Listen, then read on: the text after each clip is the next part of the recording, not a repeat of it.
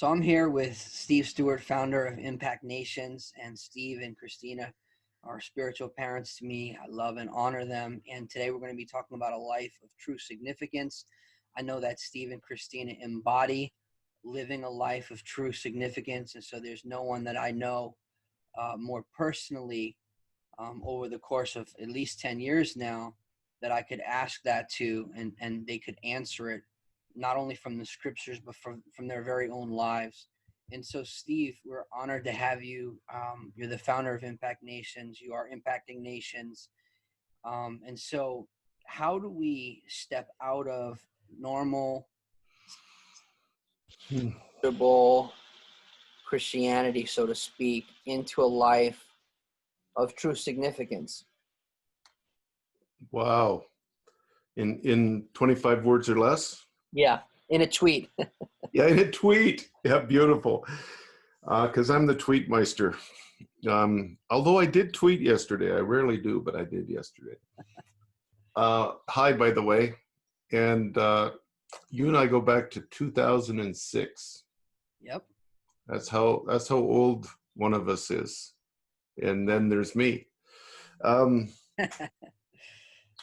you've traveled with me to the Philippines, to Haiti, any place else? Nicaragua? India, Nicaragua. Oh, yeah, you and I really had some fun in India. Yes, we did. Peru.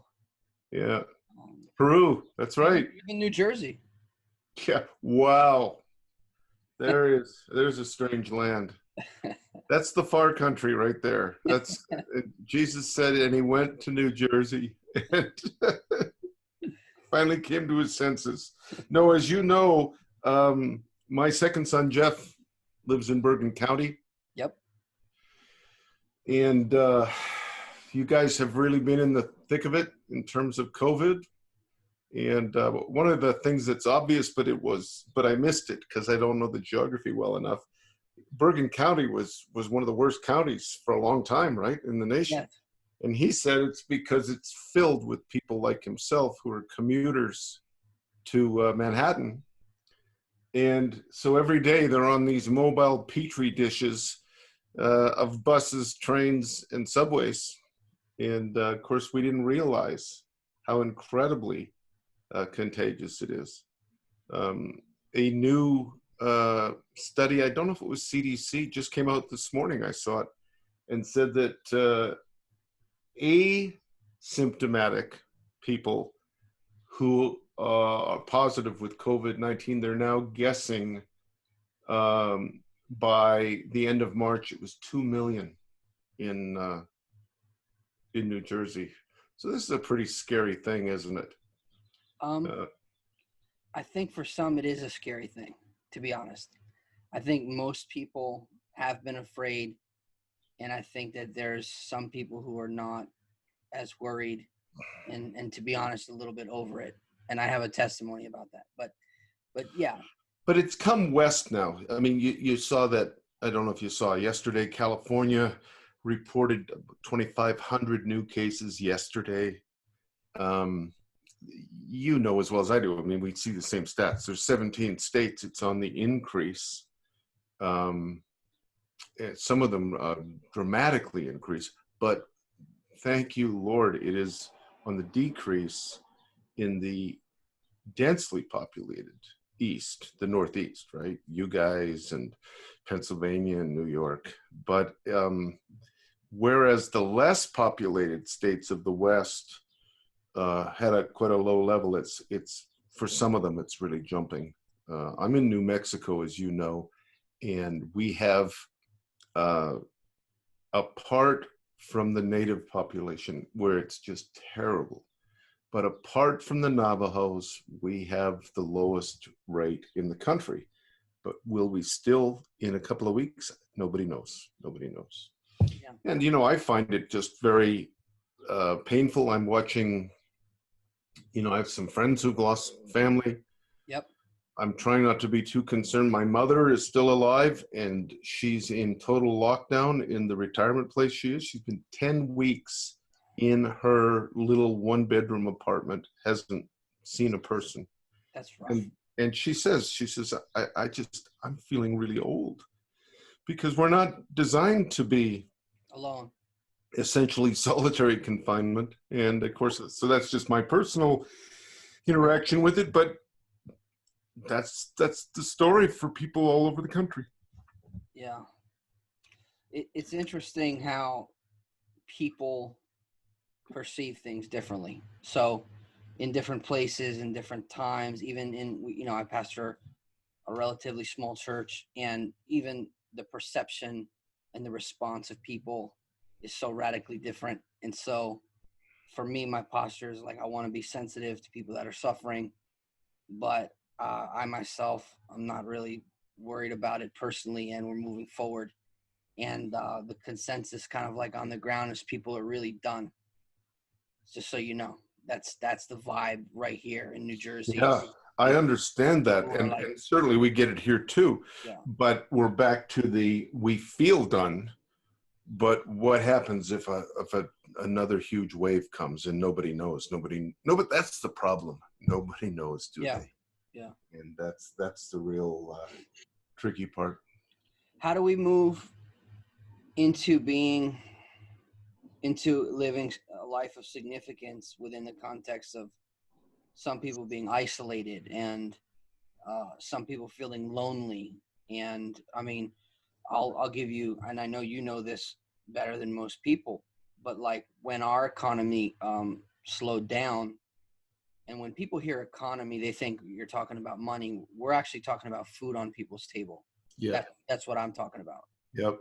I'm not talking about stocks and bonds. I'm talking about, literally food on people's table. And as you know, as soon as we slowed down, the prices of food internationally went up. And so there's an impact. I was with you in India in 2008, I believe it was, when we started to hit a tough time in the West.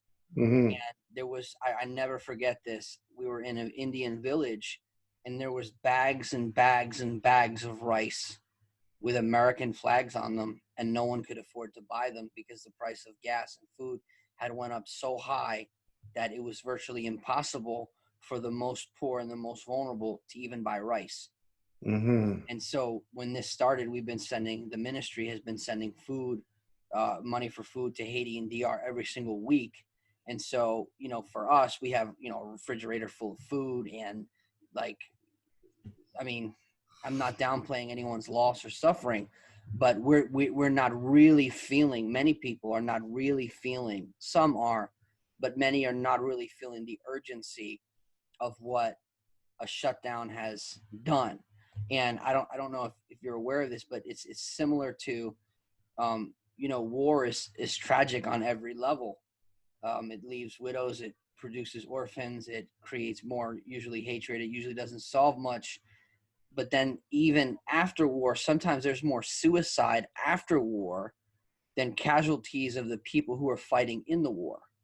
And so we're not even the suicide rate went really high over the last few months.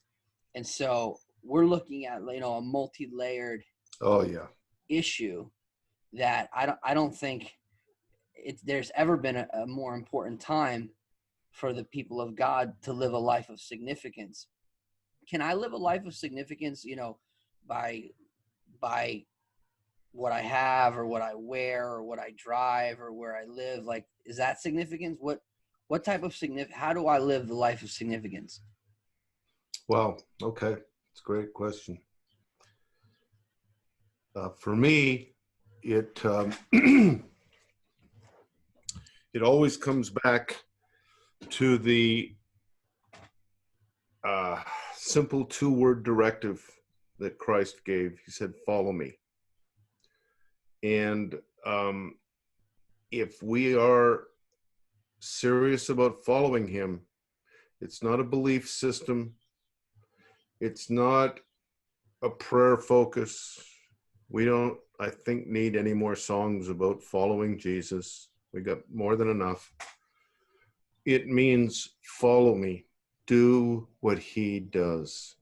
And as you know, you've heard me say various things over the years, but he's on the move. We're very much on the move. I just came out of a meeting this morning where we just went into our 7th nation now.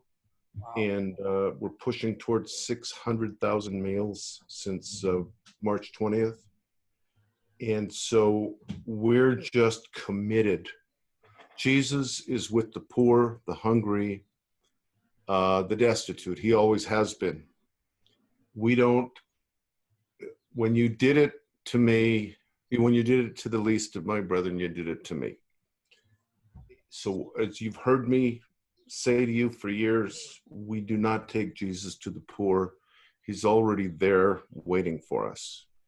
And so a life of significance, frankly, cannot be lived by I'm going to double down and spend more time in prayer, although I'm spending more time in prayer in the scripture than I have.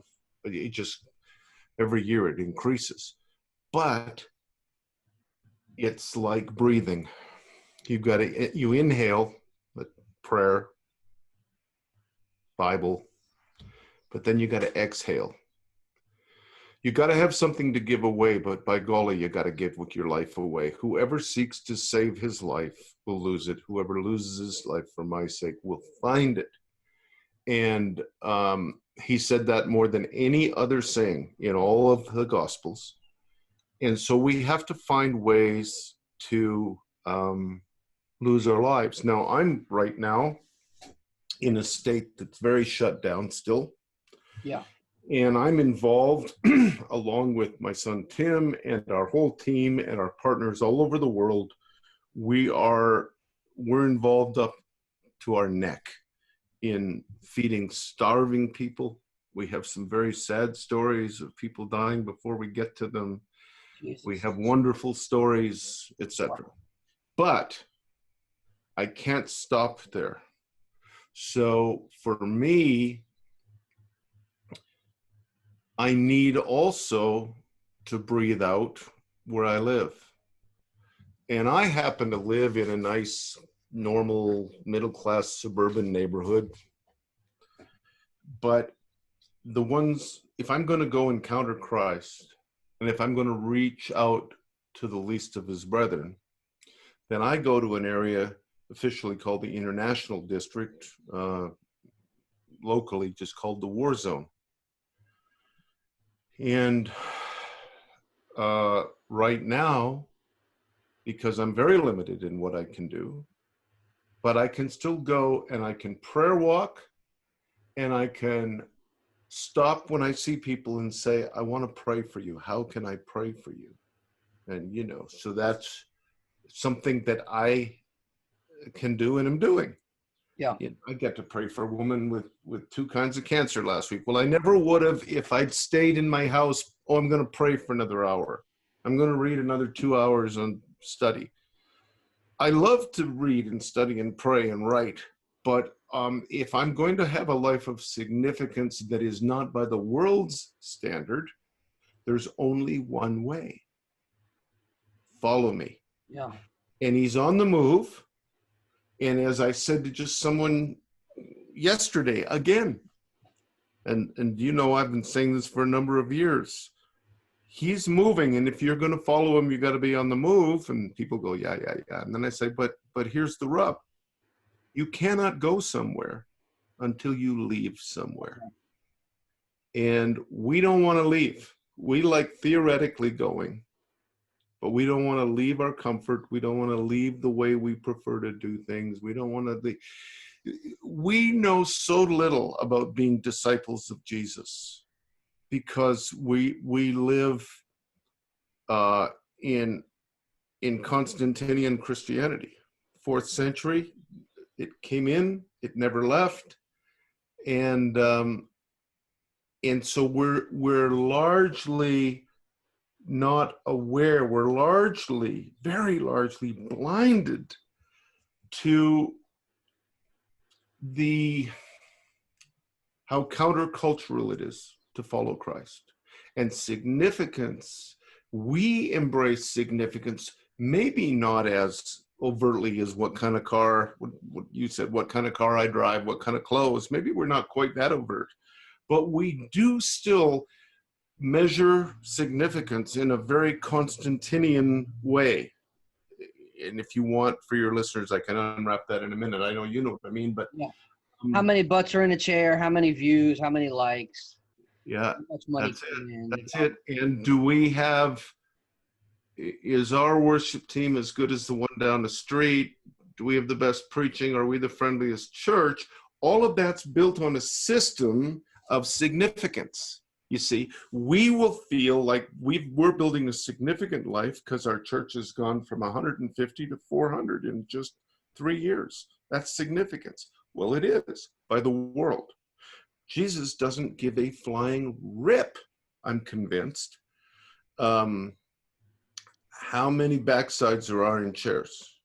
Because all he ever said was, stop, you don't need to build the church. I'll build the church. What you need to do is follow me. And I go to the prostitutes, and I go to the addicts, and I go to the lonely. Man, that's a big one. That's a big one, going to the lonely. Right now. And I wrote a thing, I did a little ebook on, I don't remember what I called it, but it was about the Sabbath, and it was about 9 weeks ago, of just when none of us had any idea what was going to go on. In fact, it was 10 weeks ago. Our state hadn't announced any shutdown, and I said, okay, well, we can meet in small groups, and you can impact your neighborhood. And then after this thing came out, it was already irrelevant because everything was changing so fast. Maybe it'll become relevant again, and we can be the church as it was meant to be in communities. But before that, you know, this is such a little thing, it's almost embarrassing, but I want to be practical, how we can be significant. Christina and I, we had, because we have a bunch of medical supplies here, because you know we do medical clinics all over the world, we had a bunch of masks and gloves. So we put a flyer together and we went around our neighborhood and said, hey, we've got these here. If you would like to have them, if there's anything we can do for you, please give us a call. Wow. Well, it's a small thing, right? We had one lady come and get masks.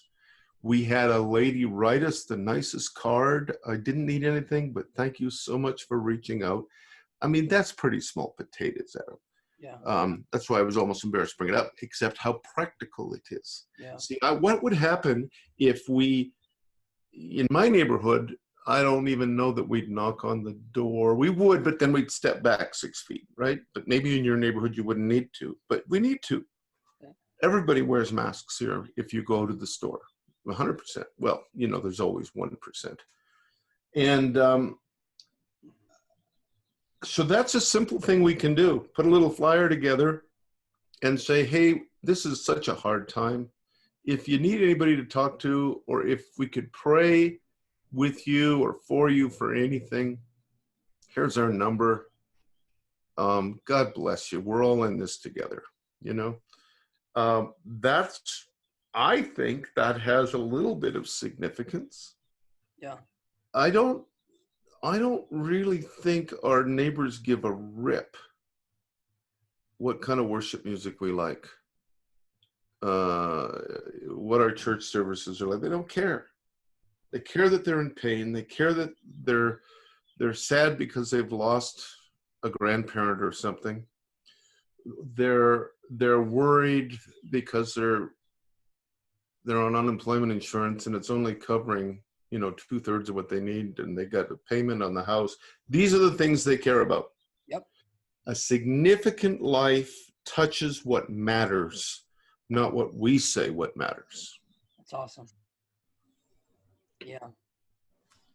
Yeah, that's awesome. So from listening to you, what it sounds like, it's almost like you're saying that a life of significance starts with following Jesus, but is expressed through our contribution to others as his representatives or disciples. Yeah. And my assumption is Jesus isn't sitting in a church building somewhere saying they can come to me if they want. My assumption is he's never changed. Same yesterday, today, and forever. And so I assume if I'm going to follow him, I better be out, in my case, in the war zone, praying for people, talking to some homeless people, talking to some confused people. My assumption is that is where, and instead we are so built on the world system of significance of how big our church is. If I had $1 for every time in the last 35 years of pastoring that I had other pastors say, how big's your budget? What's your attendance? And they're not bad people. It's that we don't understand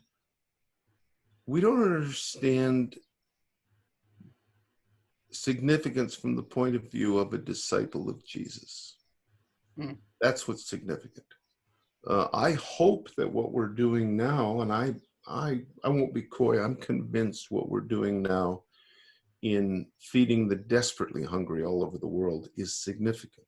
And one of the reasons it's significant is because, to our amazement, thousands and thousands and thousands of dollars are coming in every week. And we haven't done a big push in weeks. It just keeps coming. So I'm really big on looking at the fruit. I'm really big on looking for the footprints or the fingerprints of Jesus. What is he breathing on? What's he blessing? Then I think I'm moving in rhythm with him. If I need to promote something, right away I go, wait a minute, right? So significance is that, some of my deepest ministry, I've been in a season of, media and stuff, and they kind of get to the point of wanting to ask me, well, what's the most amazing miracle you've ever seen? Or what's the biggest highlight? Because I think we've done 76 trips now all over the world, 25 nations, I think. Wow. And I tell them that the most significant things that stick with me are usually not the lame walking and the blind seeing, although that happens. They are when I encounter, I remember a lady, I just helped her when we were in Haiti. Remember when we were in Haiti that first time, and there was that tent village down at the bottom of the hill, and when it rained every night, all the garbage and the sewage would come down in. And I remember this tent and this single mother, and she was just overwhelmed. And I remember just simply digging with our hands, digging a trench around her tent. And that's in my memory. I remember being in a village on stilts in the Philippines, maybe 5 years ago, I don't know. And, we were feeding people and seeing miracles and seeing lots of salvation, because that's a wonderful thing. We see so much salvation. But going into this house, this hut on stilts, and this woman, and she looked so sad. And as I talked to her, the previous Monday, her husband had been sent to prison for 6 years. And you and I have both seen prisons in the developing world. They're nothing like what we have here. And she's so afraid for him. Yeah. There's zero social net. How is she going to feed her 2 kids? And it's 6 years. And I couldn't fix it, Adam. Wow. All I could do was sit on the floor and hold her. And I had a translator. Of course, I always remember everything as if it happened in English because I had a translator. And put my arms around her, and she wept and wept. And then after a little bit, we both wept and wept. And I have a feeling, even though I couldn't fix it, and I love to fix things, I think I encountered Christ deeply, deeply that day. And I think that's another little bit of following him. Mm-hmm. And therefore, by that definition, significance. Yeah, I had a Jesus moment like that in India with you when we hugged the leper in the medical clinic. Yeah. And very St. Francis like, huh? Yeah, it was, to see that is rough. It's really rough. So Yeah. that's what I think significance is, and I think we have to become very, very aware. I know this week, I do a Tuesday night podcast, and I started on Blessed Are the Peacemakers this week. I've been doing the Beatitudes for 10 weeks, and I just scratched the surface because I'm going to have to give a history lesson to go further on for people to understand early Christianity. And then we use the term Christendom. You've heard the term Christendom. And Christendom is when the church merged with the power structures. It led to things like the Crusades. It led to lots of other stuff. But what it was is this significance no longer was in following Christ. The church started to look for significance in the power structures, political, especially military. Sound familiar? And that's where this great shift took place, so that the answer of a life of significance changed from what I'm talking about, of following Jesus, to significance based on the world standards applied to the church. Yeah. The wrong measuring. Profoundly wrong, like Wrong. deeply, systemically wrong. Yeah.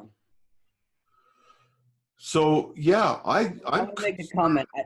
I think that I'd like to dialogue on something. So in the book of Acts, it appears that the first place that Christianity was in a sense approved was by the proconsul in Greece. And if you look at the issues in the Corinthian church, and you think about that the Corinthian church really was not under persecution. Paul was from them. Yep. And you look at the wealth, the carnality, them judging him because he wasn't, tall, dark, and handsome, and he wasn't eloquent enough, and his skinny jeans weren't tight enough. For me, as I look at the state of the church, and I include myself in the church because I am I am a part of that, and I'm not immune and I'm not perfect. So I just want to say that I'm not, in the sense, pointing a finger, but I'm actually saying let's zoom out and let's look at some things. It almost appears that when I look at the Corinthian church, I see more of the American church in the Corinthian church. It's almost like you could switch it, and write, America in it. And there's a profound, perverse, there's a whole bunch of things that you look at and you go, wow, this is really interesting and applicable. And I'm just wondering do you think that had anything to do with that they weren't under pressure? It was the first place Christianity was legalized, and they kind of had a little bit of room, a little wiggle room. I don't know. It's a new thought to me, so I would be suspect to any quick response I had. But what isn't a new thought is the characteristics of the Corinthian church. But I never connected that with wiggle room with the power structures. That's very interesting. So the reason I say that is because I've been taking a class by N.T. Wright. I've been looking at 1 Corinthians, and then I'm going to get into 2 Corinthians, and I've been thinking about it. And as I was watching it, it reminded me, well, it was the proconsul that basically said to the Christians, like, they wanted to, bring Paul over and persecute him and whatever they wanted to do. And the proconsul was kind of like, leave me alone. That's the New Jersey translation. Like, Yeah. these guys aren't hurting anybody, like, they're not killing anyone. Like, leave me alone. This is your religious. Get out of my face. Yeah, get out of here. And so I thought that was interesting because, so one of the things that I know that you've taught, and I've taught it as well in Daniel 10, is when the danger is when the principalities Yeah. merge with the municipalities. Yeah. It creates an ecosystem of oppression. And so, and usually there's power and money that are there's beneficiaries on both sides, which kind of create the merge. And so, as Daniel is praying in Daniel 10, you know, he gets the breakthrough. The angel comes with the revelation, but that means that they're no longer going to have free slave labor. Yeah. So there's a major resistance because of there's an agreement between the dark powers and the earth Yes. when the earth was created to align with the heavens. And so I'm just curious, you know, it's just something that I thought about, and I was wondering if you had any thought about that, because you know, you've mentioned, you know, the 4th century Constantine. Basically, in a sense, I would just simplify is I would call it the abuse of power. I mean, it's The church abusing the state's power, or well, however you want it. taking Yes, advantage, you mean, yes, of of the offer. Whoa, my yeah, chair, of the offer of yeah, power. Yeah. yeah. And faith isn't forced. So And in my mind, and this is maybe where you're gonna, you know, edit me out, but in my mind, we just watch the same pattern again and again, and again. You know, it happened pre-Reformation. It happened in the Reformation. It's happened, especially since the moral majority, the election of 1980 is kind of when it came out.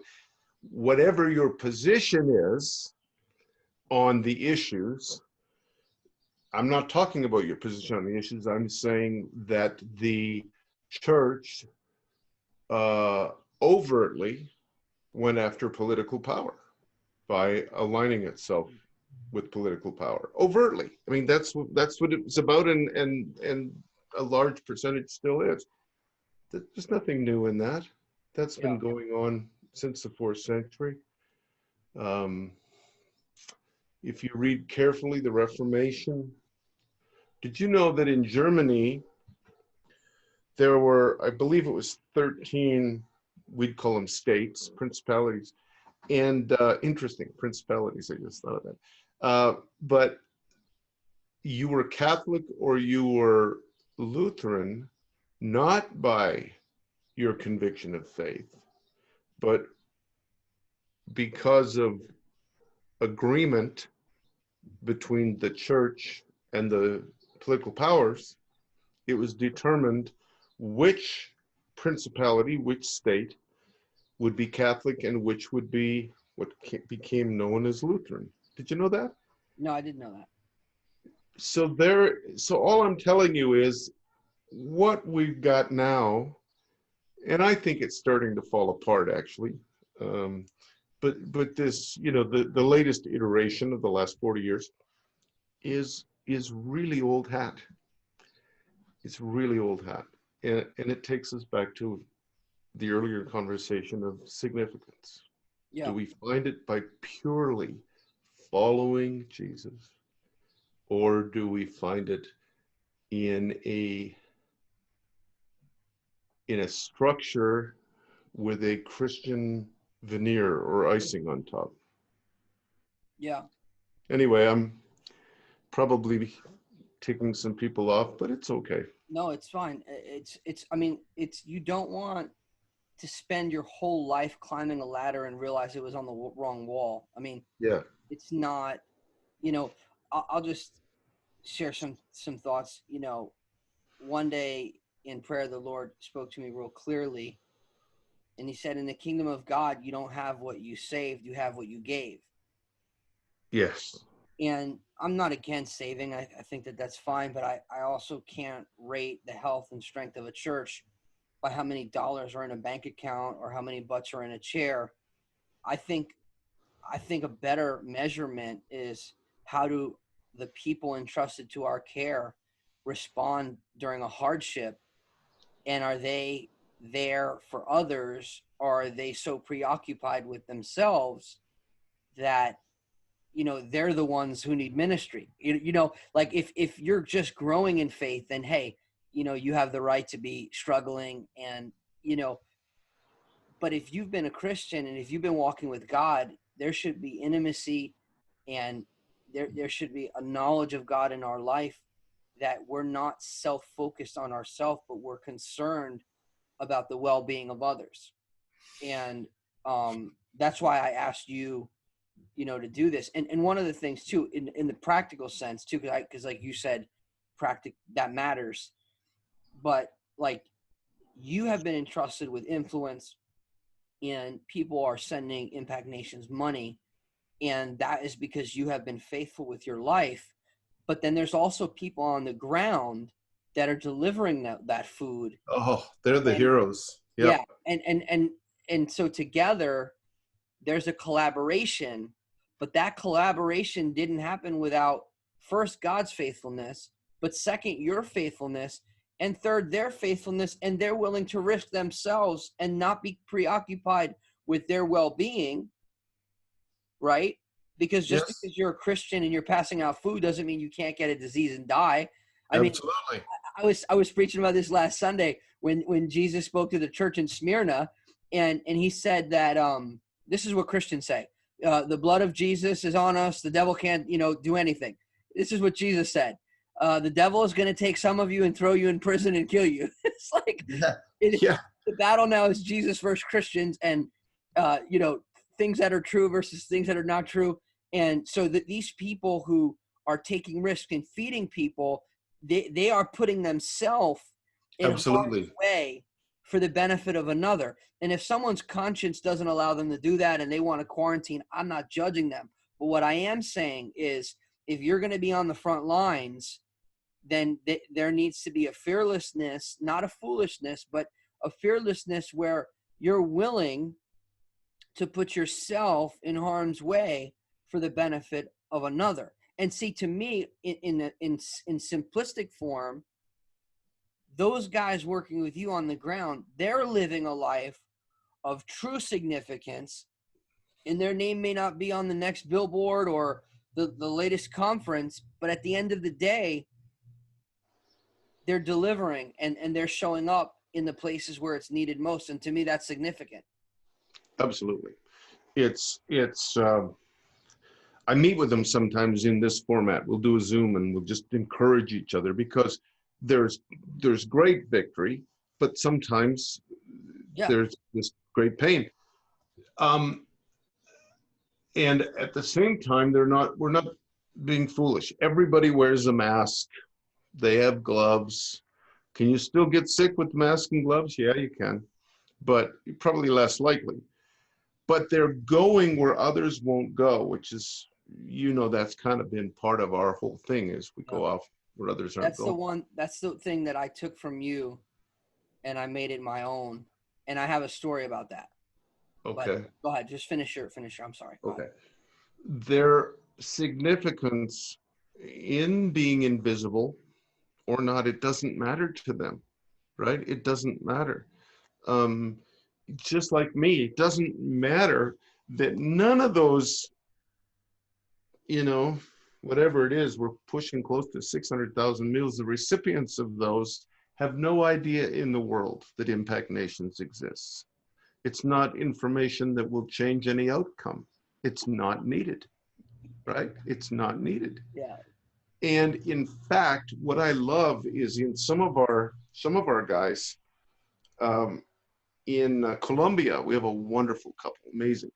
They purposely have met with community leaders and spent time with them and made sure they understand what our values are, but said, we want to give you the food so that you give it to the needy ones, because they've caught this, because they're saying to these community leaders, pastors, etc., they don't need to know who we are, but it'd be great if they knew who you were, because then they know who to go to if they need help.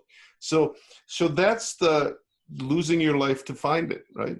Yep. Because we tend to, especially in the West, because we're so, here, let me read you a little thing if I can. I didn't know I was going to do this, but as you know, I have a dear friend who's a brilliant theologian. Brad, right? Brad, and I went for a little walk just before I preached the other night. I often do that, and I wrote him quickly, and I said, you know, I'm teaching tonight on blessed are the peacemakers, et cetera, and I made a couple of comments, and his response was this, and it was about freedom. It was about, because I've got people of your generation that I'm pastoring that are in pain because there's pastors around them that are saying, well, we don't care what the guidelines are and the rules. We don't care what the governor said. We're going to open anyway, right? And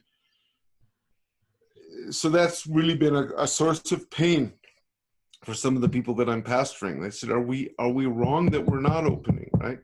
Anyway, that's the context. Now I've lost my main point, but maybe it'll come back when I read this. Brad wrote this. What is our highest moral value? Freedom, which is a euphemism for self-will. Or is it love, kenotic, self-giving, others-centered love? Freedom has come to mean my will be done. The Beatitudes undo this from the start. We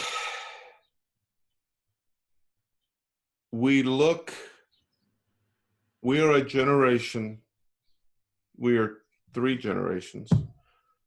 It started in the 60s and it grew. That says my faith is about me. It's an individualistic faith. You and I've talked before. I quote you because you once wrote me and said, I've decided that people don't come to worship Jesus, they come to feel better, and they determine how good a service was with how good they feel when they left. Yep. How far is that from what the first 500 years of the church? The early church fathers would have no context for that. Well, it would be like the same as a Christian who doesn't gather with the church. They would have no context. Absolutely. And so that's how far off we've got. And so we're back to the theme of a few minutes ago of finding significance by the world's standards, or finding significance by what makes me feel good. Well, what are my rights? Yeah. You can't tell me to whatever. Right now, isn't it unbelievable that wearing a mask has become politicized? It drives me crazy. That everything comes back to my will be done. And how long do you think you could have followed Jesus, literally followed him, if you were established on my will be done? I don't think it would have gone well. Not at all. No. It was his way or the highway, in reality. Well, he just said, here's where I'm going. You want to come? Yeah. You know, all he ever did was he kept moving. Do you want to come? And which gets us to discipleship. And you know me well enough to know that that's for a long time. I know at least for 36 years. For me, the primary way I've discipled, and you know I love to teach and study and everything. I'm not anti-intellectual or anti-training, but the primary way that I disciple men and women is to say, well, I'm going here. You want to come? And if they do, then they come and they get discipled by just doing it. They watch me a little bit, and then I say, let me get out of the way. Why don't you try that? Right? Yeah. You know that. I remember when you did that to me in Peru. Did I? You're like, yeah, you're preaching. I'm like, oh, okay. Because right on the spot, you know. Because it's the same principle as why nobody knows Impact Nations has given them all this food. They don't need to know, right? I don't need to build anything with my name. In fact, it would be much better if I didn't. And significance to me is almost the opposite of being well known. Almost the opposite. And it's part of the cross. It kills our ego. It kills. I remember about 10 years ago, 11 years ago, uh, a guy I knew, I'd ministered, traveled with him some. He wrote a book, and this was just before I wrote my first book. And he sent me a copy. I thought, that's great. And I'm reading along, and I get to chapter whatever, and I go, what? And that's my stuff right there, all my stuff. And I realized how much ego there was in me. Wow. I realized how much ego. And then in case I didn't get it, I went to what shall be an unnamed country where another book was there, and it was word for word because I'd given the guy a training manual, and it was word for word, my stuff. Wow. And I'm so glad it happened, because it brought me face to face with how much more I needed the cross in my life. Wow. That's awesome. Yeah, I think that It didn't feel very awesome at the time, but boy, no, it was a great process. You know, we only grow through prayer, which is, by that I mean real intimacy with Jesus, and suffering. in Those pain. are the only two ways we grow. We don't grow from our successes. Yeah. Yeah. And it's interesting how pain will teach you how to pray, you know. Yeah. So, well, we appreciate you. We love you. And I appreciate the time that you've invested in not only me, but those who are watching, because I know that this will enrich their life in calling them into true significance, not as the world measures it. Um, and I'm always reminded of this thing Jesus said when he said that your life does not consist of the things that you have. And that's really good, you know, for Americans to hear that.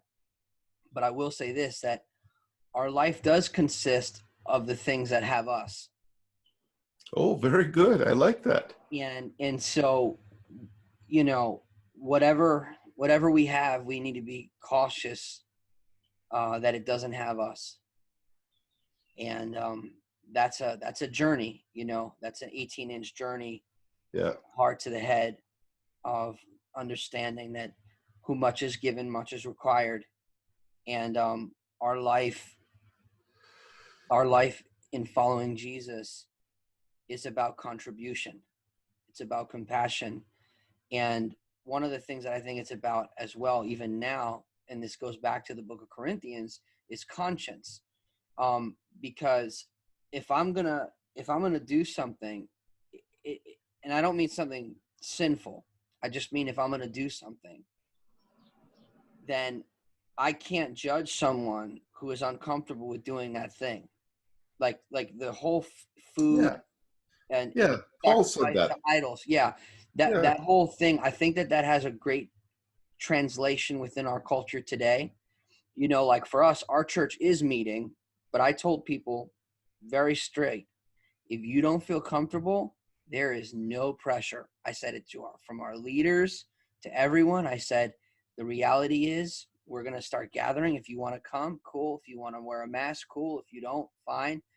There's no judgment on this side of the equation. You have to do what your conscience allows you to do. No one's forcing anyone. And I know that some people think that gathering is unwise, and some people think that because we haven't, we're afraid. And I'm not on either extreme. I just feel that in your context, you have to hear from God concerning what is he directing you to do. I'll give you an example. We have a gentleman who just recently started coming to the church. His mom died of COVID-19.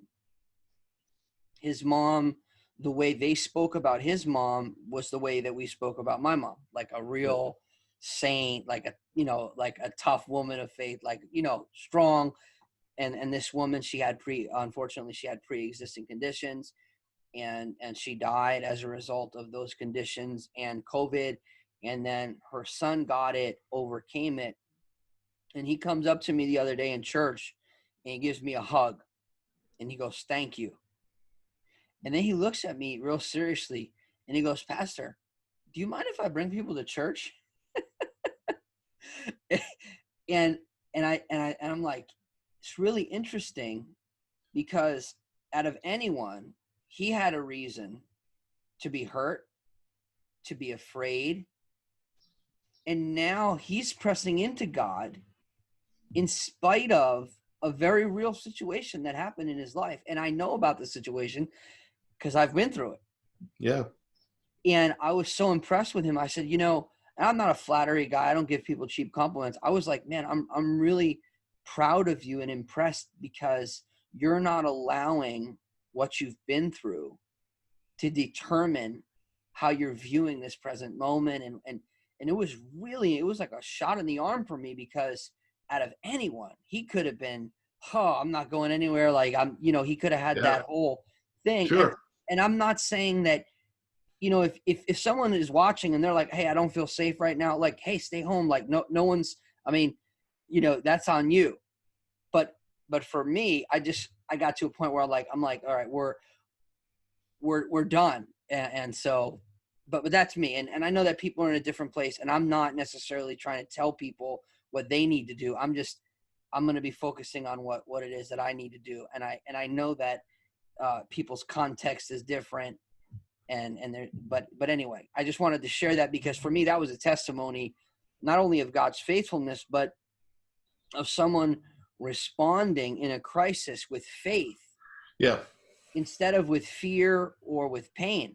And he had a reason to be, really devastated, and he was, but he didn't allow that, to sideline him. And so it was really, as a pastor, it was really encouraging. I mean, super encouraging. Very good. Very good. But well, we're in process with them, that's for sure. A couple of last little thoughts. Number one, we who are the haves, not the have-nots, we who are the Romans, not the Jews, when we hear whoever seeks to save his life will lose it, whoever loses their life, we hear that's the deal. You got to just lose your life because that's the deal. But that's not what he said. If you lose your life, you're going to find your real life, right? That this is not a martyrdom. This is the roadway to real, what he called abundant life in John 10. Yeah. So that's the one thing I wanted to say. Yeah. Another little one is, and I know it's in part because I'm teaching the Beatitudes, but I believe the Beatitudes are absolutely vital for us in these days. I really, really do. Poor in spirit, mourning, Yeah. meek. You just express meekness. Like this is where I am. This is where my faith is. Hungering and thirsting after righteousness. Aren't we this week? Just the pain of that. Yeah. We need